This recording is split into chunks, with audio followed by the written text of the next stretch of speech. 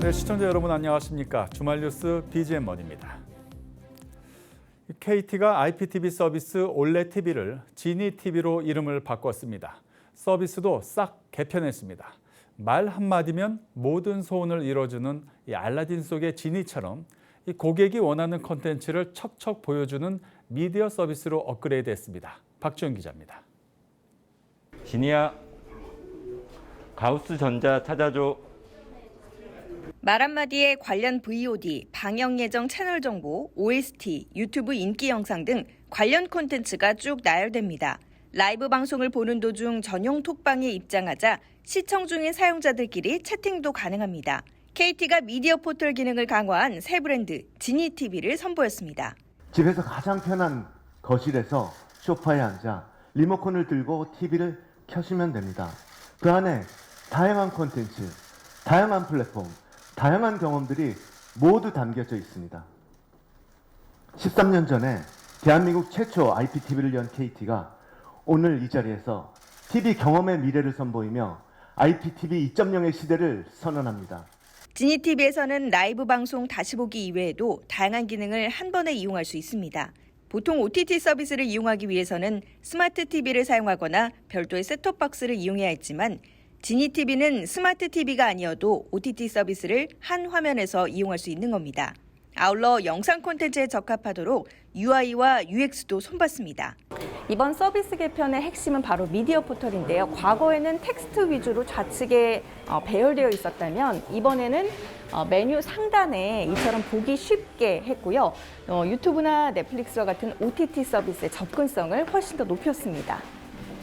특히 지니TV에는 원하는 콘텐츠에 빠르고 쉽게 접근할 수 있는 AI 큐레이션 기능까지 있습니다. 예를 들어 아침 드라마를 챙겨보는 사람이면 아침에 TV를 켰을 경우 라이브 채널에 해당 채널을 바로 틀어주는 겁니다. 이를 위해 맞춤형 인공지능 큐레이션 기능을 탑재했습니다.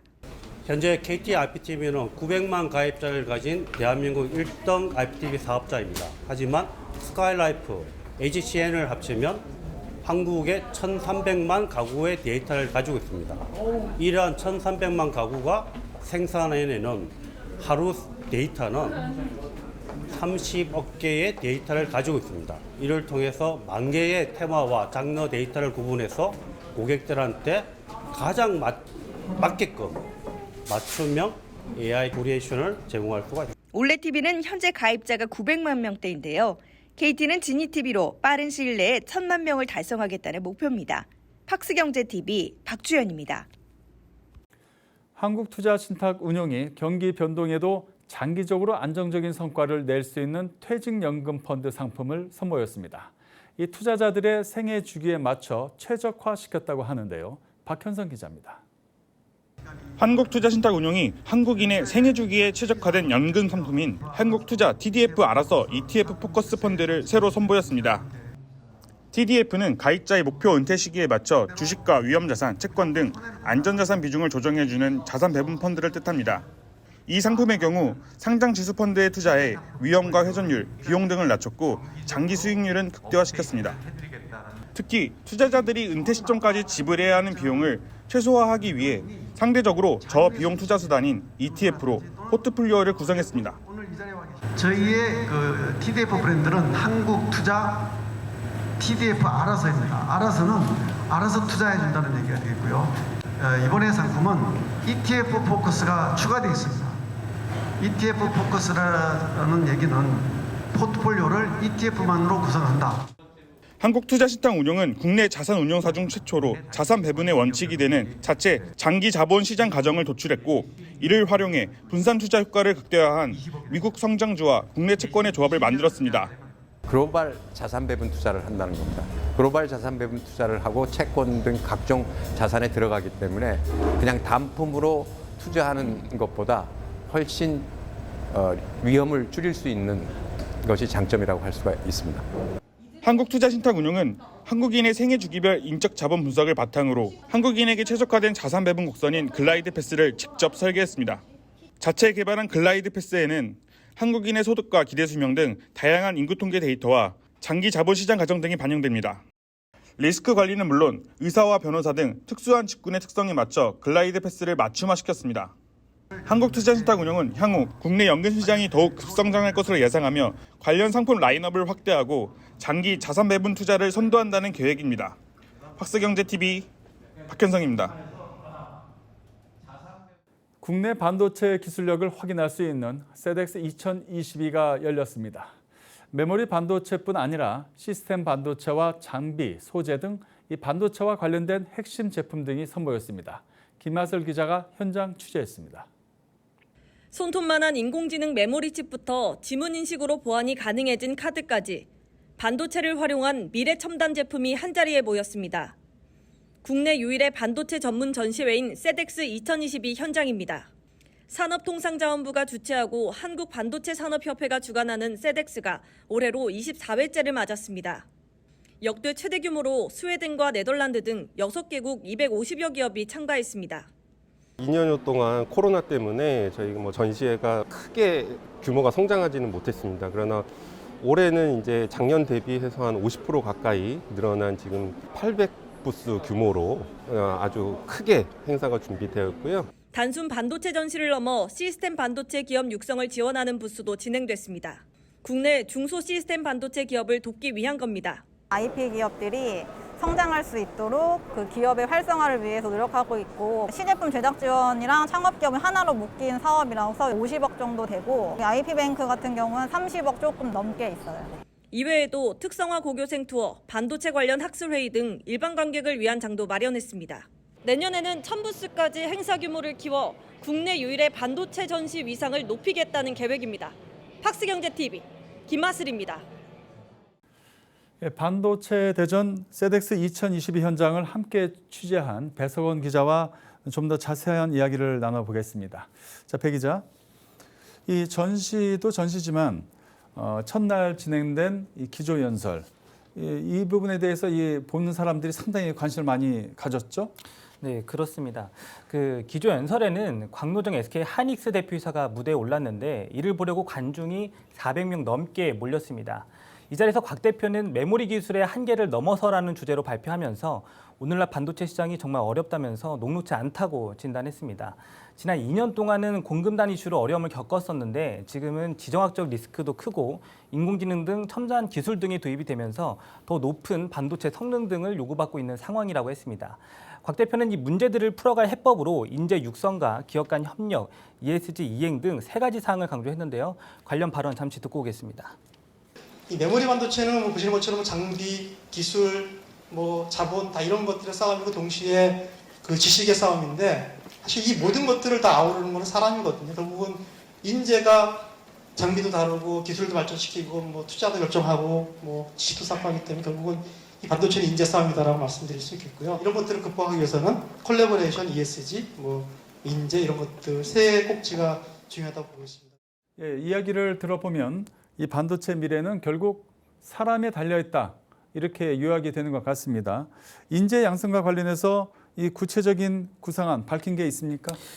굉장히 구체적인 안이 나왔다기보다는 이 기업과 정부가 함께 반도체 인재 양성을 위해 손을 잡아야 한다는 방향성 제시 쪽이 좀 더 가까웠습니다. 곽 대표는 과거에는 학교 교육과 이제 산업계 교육이 주를 이뤘지만 앞으로는 정부와 산업계 그리고 학계가 함께 나서서 반도체 인재 양성을 위해 힘써야 한다고 강조했습니다. 반도체는 인재 산업이라고 해도 과언이 아닌 만큼 어느 한쪽이 담당하는 것이 아닌 공동의 노력이 필요하다는 점을 부각을 했습니다. 또 앞서 이야기한 협력에 관한 부분은 기업 간 협력에 관한 이야기였는데요. 그동안의 협력은 동반 성장을 위한 것이었지만 지금은 이제 반도체를 필두로 한 국가 내 패권 경쟁도 심해지고 있고 앞으로는 지속 가능한 협력 체계 구축이 이제 필요하다고 말했습니다. SK 하이닉스 같은 경우는 현재 착공 중인 용인 클러스터를 기반으로 한 소재, 부품, 장비 등 칩 메이커 생태계를 구축한다는 구상입니다. 네. 자, 그러면 이제 이 전시회 관련해서 이야기를 좀 더 구체적으로 나눠보도록 하겠습니다. 조금 전에도 이제 리포트 통해서 봤지만 이 전시회에서 눈에 띄는 거 또 어떤 것들이 더 있었습니까? 아무래도 이제 반도체 쪽으로 가장 눈에 띄었던 것은 이제 삼성전자나 SK 하이닉스가 이제 전시한 이제 제품이었습니다. 먼저 삼성전자의 경우 테크존을 구성을 했는데 여기서는 이제 메모리 반도체부터 시스템 반도체 그리고 파운드리 과정까지 한눈에 살필 수 있도록 부스를 구성했습니다.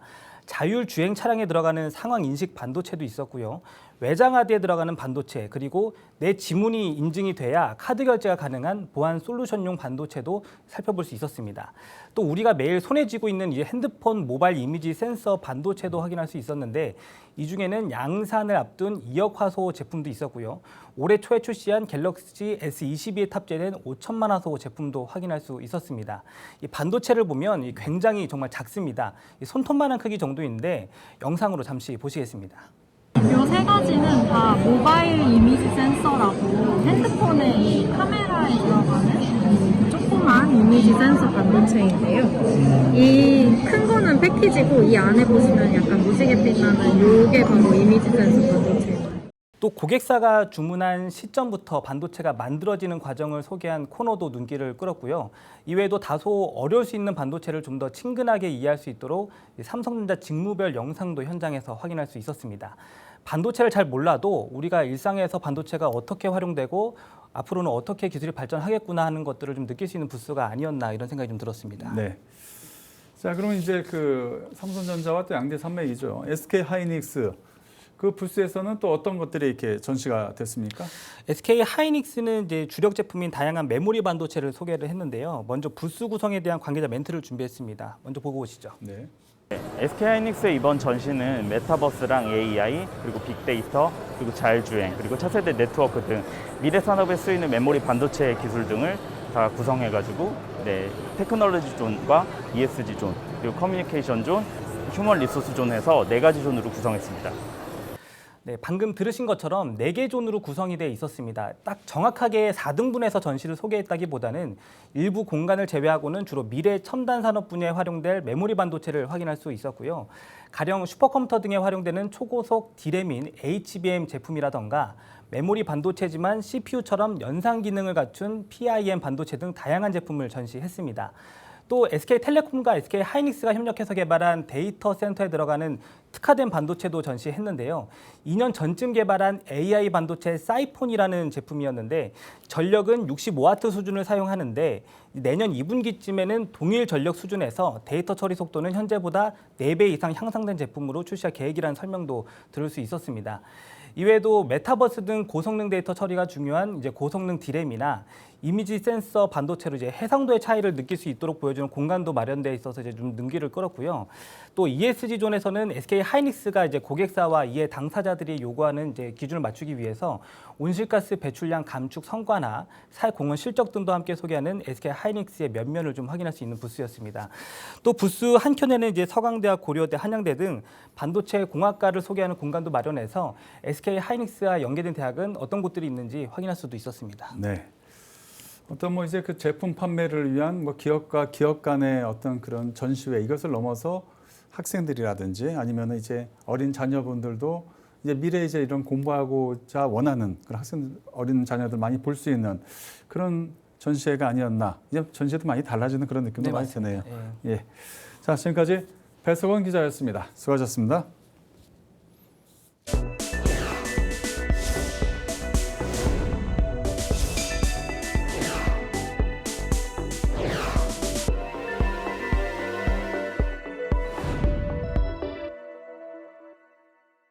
진 시스템이 현장 분자 진단에서 동물 진단 영역으로 사업을 확대합니다.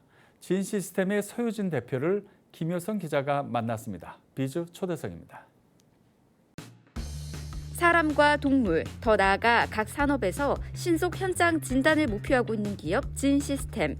서유진 대표는 코로나 진단을 통해 제품력을 인정받고 전 세계의 유통 채널을 확보했다며 지금이 계획했던 진단 플랫폼을 적용하는 첫 단계라고 말합니다. 서 대표가 완성하는 진단 플랫폼은 무엇인지 자세히 들어봤습니다. 사실은 저희는 진단 플랫폼을 원래 개발하던 회사였고 그 개발하던 와중에 코로나가 터져서 저희 플랫폼을 코로나에 적용을 저희가 직접 한 것뿐이에요. 저희는 저희 플랫폼을 팔았어요. 그래서 다른 진단키트 회사들보다 매출은 적었죠. 하지만 저희는 저희 플랫폼을 코로나 기간 동안에 세계 시장에 다 유통을 시켰고 수백만 테스트를 저희가 제조를 해서 판매를 했고 거기서 생긴 노하우를 저희 플랫폼에 다 녹여서 완성을 지금 해가고 있는 거거든요. 결과적으로 본다면 저희가 계속 플랫폼 말씀드리는 것들이 이제는 거의 완성기에 접어들었다. 사실은 이 플랫폼이 완성이 되면 말씀드린 것처럼 반려동물, 식품, 산업동물, 인체 할 것 없이 여러 사이트에서 진단키트를 개발하고 있는 회사들이 저희 플랫폼을 적용하기 위해서 저희들한테 연락을 해올 거고요. 그런 것들이 이제 가시화된다면 투자들이 원하시는 그 매출의 J커브라든가 성장의 J커브를 충분히 그릴 수 있는 그런 회사라는 것을 말씀을 드릴 수 있고요. 실제로 저희 기술이 현장에서 빨리 검사할 수 있는 기술이기 때문에 기존의 검사소에서나 검역원에서 검사하던 걸 대체할 수 있기 때문에 또 장점이 될 수 있고, 나중에 제도화돼서 각 사이트별로 검역 모니터링 시스템이 적용이 된다면 지금까지 없던 새로운 시장을 저희 플랫폼이 이제 선점을 하게 되는 거고요. 그 모니터링 시스템이 됨으로 인해서 전염병에 대한 경로라든가 저희가 빅데이터 분석을 하면 어떤 기후 요인, 환경 요인, 여러 가지 요인에 의해서 이 전염병이 유입이 된다라든가 어떤 시기에 더 많이 발생을 한다라든가 어떤 요인들을 빅데이터로 분석을 할 수 있으면 앞으로는 전염병 예방에 대한 부분도 할 수 있기 때문에 국가적인 예산을 통해서 전국에 설치할 수 있는 어떤 가능성도 열려 있다고 보겠습니다. 잘 아시는 바와 같이 메디안 디노스틱은 산업동물 쪽에서 우리나라에서 경쟁이 있는 회사이고 그 회사에서 여러 가지 진단키트를 가지고 있고요. 현재 공급하고 있습니다. 저희 입장에서는 저희 플랫폼을 새로운 사이트에 적용할 수 있는 거고, 또 저희가 그 진단키트를 같이 저희 이제 영업을 통해서 해외 사이트라든가 이런 곳에 또 같이 판매를 할 수 있는 쪽으로 계약을 하기 때문에 굉장히 의미 있는 계약이라고 할 수 있겠습니다. 지금 당장 일조 클럽에 가입하거나 매출이 확 하는 걸 지금 당장 보여줄 수는 없지만 플랫폼이 완성이 돼서 저희 플랫폼을 적용하는 회사들이 점점 늘어날 거고, 그럼 그 가치는 계속해서 점점 더 크게 눈덩이처럼 불어나는 회사의 모습이 될 거고요. 한순간에 매출이 휙 올라갔다가 확 꺼지는 그런 매출이 아니라 계속 가져가는 진짜 매출이 될 거라고 확신합니다. 한국 역사상 가장 빠른 차가 나왔습니다. 요즘 대세로 자리한 전기차 모델입니다. 바로 기아의 EV6 GT인데요. 김홍모 기자가 트랙에서 시속 260km로 달리며 어떤 차인지 짚어봤습니다. 네, EV6 GT는 롱레인지 모델 기반으로 만들어졌고요. 전륜과 후륜이 모두 움직이는 4륜 구동 모델 단일 트림으로 운영됩니다. 그리고 전륜과 후륜에 각각 힘이 더해져서 585마력의 동력 성능을 갖췄습니다. 그리고 운전석에 앉았을 때 EV6와 가장 다른 점이 뭐가 있을지 한번 찾아보니까 우선 가장 먼저 눈에 띄는 게 스티어링 휠, 즉 운전대에 이제 있는 형광색의 버튼입니다. 이 버튼이 EV6 GT를 다른 여타의 차들과는 좀 다른 특별한 차를 만들어주는 그런 기능을 담고 있습니다. 이제 일반적인 소비자들이 내가 차를 샀지만 정말 제대로 즐기고 싶다, 그럼 어떻게 해야지? 이런 막연한 공부해야 할 것 같고, 어떻게 차 성능을 다 알아야 할 것 같고, 이런 약간 부담감이 있잖아요. 이런 거에 대해서 너는 그렇게 생각 안 해도 돼. 이 버튼 하나 누르면 제동력이나 응답성이나 모든 것들을 너가 달릴 수 있게 최선의 환경을 만들어 줄게 하는 그런 버튼입니다. 제가 이 차를 타고 이제 고속주행을 한다고 속도를 쭉 밟았는데 180km까지 나왔는데도 핸들의 떨림이나 차체 흔들림 없이 무섭다는 생각이 전혀 안 들더라고요. 그만큼 차량 안정성이 굉장히 높습니다. 그리고 이 차의 최고 속도가 260km인데요 260km를 실제로 밟을 일이 잘 없잖아요. 이제 한국에서는 그렇게 밟으려면 강원도 인제나 제가 지금 와 있는 이제 충남 태안에 이제 레이싱 센터 같은 곳에 와야 실컷 밟아볼 수 있는데, 오늘 제가 한번 밟아 봤는데 실제로 260km까지 가더라고요. 국내에서 계기판에 260km가 찍힌 걸 이제 제 눈으로 실제로 보니까 굉장히 좀 신기한 경험이었습니다. 585마력이라면 슈퍼카에 버금가는 고출력인데 누구나 운전하는데 부담이 없을 정도로 안정성이 높다는데 굉장히 높은 점수를 주고 싶습니다. EV6 GT는 기존 차량에 비해서 5mm 정도 차고가 낮아졌고요. 동력 성능을 고려한 디자인으로서 고속주행 시에도 안정감 있게 조용하게 주행을 할 수가 있습니다. 그리고 EV6와 EV6 GT 라인과는 달리 버킷 시트가 장착되어 있습니다. 이 버킷 시트가 운전자 몸에 착 밀착돼서 고속 주행 시에도 몸에 치우침 없이 운전자의 몸을 중심에 딱 잘 잡아줍니다. 그리고 이 버킷 시트가 앞뒤가 굉장히 얇아요, 생각보다. 그래서 2열 공간도 이제 EV6 대비해서 좀 더 넓어진 게 특징입니다.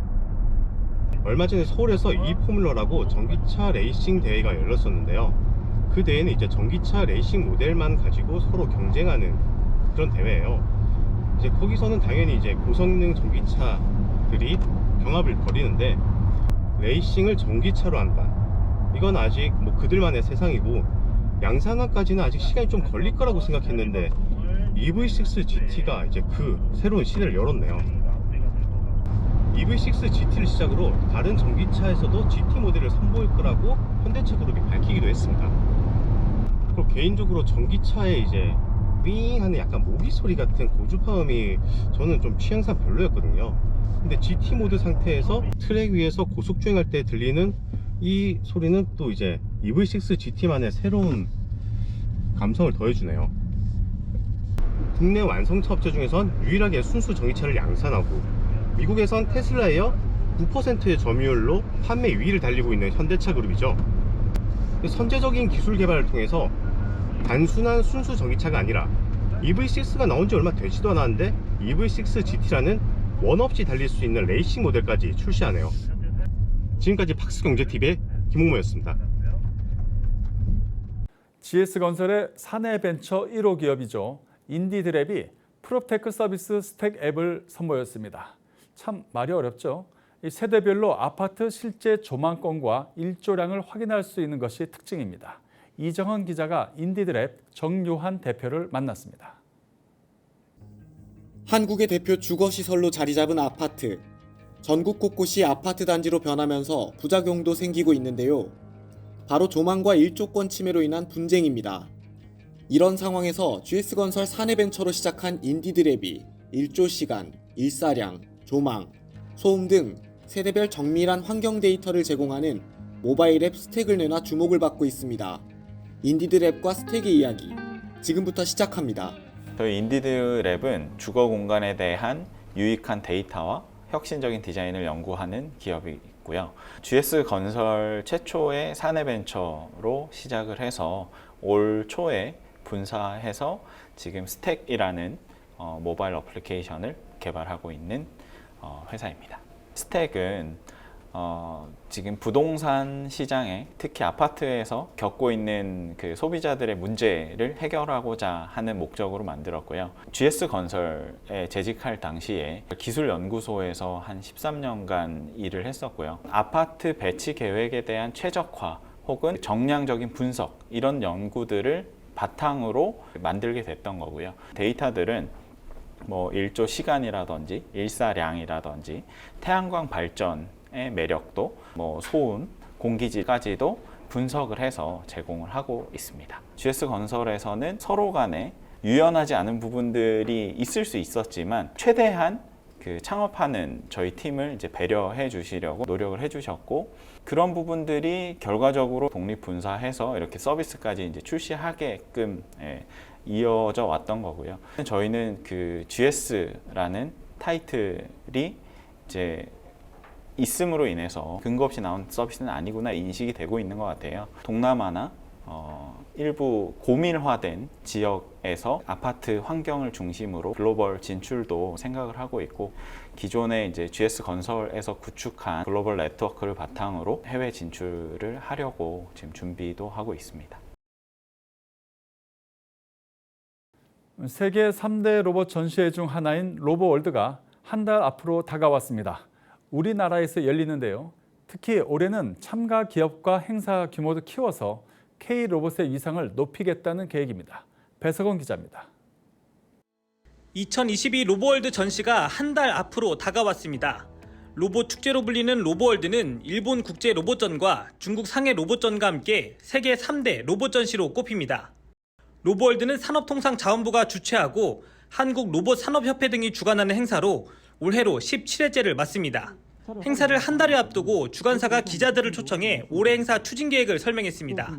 2022 로보월드 행사는 다음 달 26일부터 29일까지 나흘간 경기고양시 킨텍스 제1전시장에서 열립니다. 로봇 전시를 비롯해 국제 로봇 콘테스트, 컨퍼런스까지 아우르는 역대 최대 규모 행사가 될 전망입니다. 기본적으로 4일 동안 개최가 되고 여기 컨퍼런스는 이틀 동안, 그다음에 경진대회는 후에 목금토 그렇게 3일 동안 개최가 되겠습니다. 올해 참가 기업 규모는 12개국 200개에서 한 700개소 정도가 되고 있고요. 참가 기업은 약 3만 명으로 예상하고 있습니다. 지난해 행사보다 면적, 참가 기업, 부수 등을 크게 늘렸습니다. 특히 그간 코로나19 상황으로 위축된 로봇 기업들의 수출 확대를 위해 적극 지원한다는 계획입니다. 해외 참가 기업들의 해외 수출 판로 개척을 위해서 수출 상담회를 집중 투자 및 집중을 했다는 데서 저희가 가장 큰 차이점이 있겠고요. 그에 따라서 저희가 뭐 해외 바이어를 직접 초청을 해서 유치를 한다든지 직접 초빙해서 지금 뭐 국내 참가 로봇 기업들 간의 어떤 비즈니스 매칭을 해서 실질적인 비즈니스 창출 효과를 이뤄내는. 한편 이날 로보월드 개최 설명회 자리에는 다음 달 행사에 참가하는 나우로보틱스와 레인보우 로보틱스, 시스콘, 트위니 등도 참가해 자사 출품 로봇 발표를 이어갔습니다. 팍스경제TV 배석원입니다. 네, 이상으로 BGM 머니를 마칩니다. 다음 주에도 우리 기자들이 발로 뛰는 생생한 현장의 모습 우리 시청자 여러분께 전해드리겠습니다. 고맙습니다.